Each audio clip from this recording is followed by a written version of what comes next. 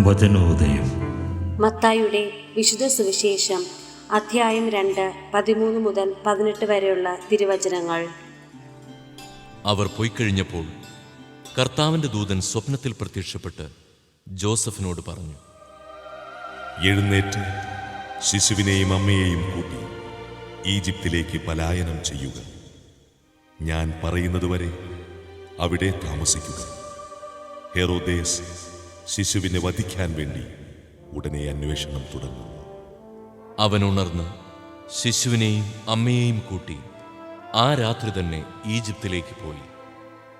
ഹെറോദേസിന്റെ മരണം വരെ അവിടെ വസിച്ചു.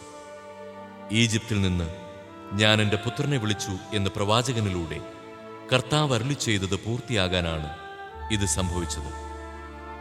ജ്ഞാനികൾ തന്നെ കബളിപ്പിച്ചെന്ന് മനസ്സിലാക്കിയ ഹെറോദേസ് രോഷാകുലനായി.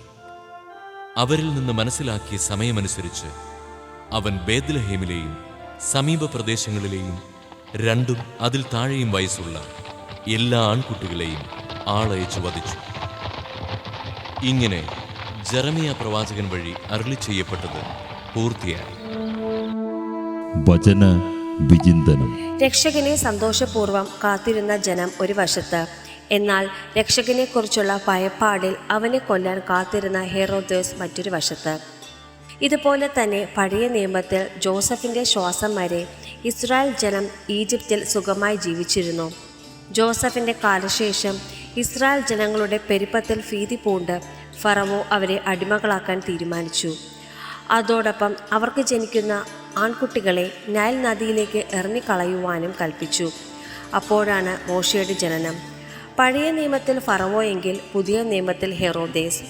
എങ്കിലും ദൈവം അന്ന് ഫറവോയുടെ മകളിലൂടെ മോശയെയും വിശുദ്ധ യൗസേപ്പിലൂടെയും പരിശുദ്ധ മറിയത്തിലൂടെയും യേശുവിനെയും സംരക്ഷിക്കുന്നു. ഇസ്രായേൽ ജനത്തെ അടിമത്തത്തിൽ നിന്ന് സംരക്ഷിക്കുവാനായി അന്ന് മോശയെ ദൈവം നിയോഗിച്ചു.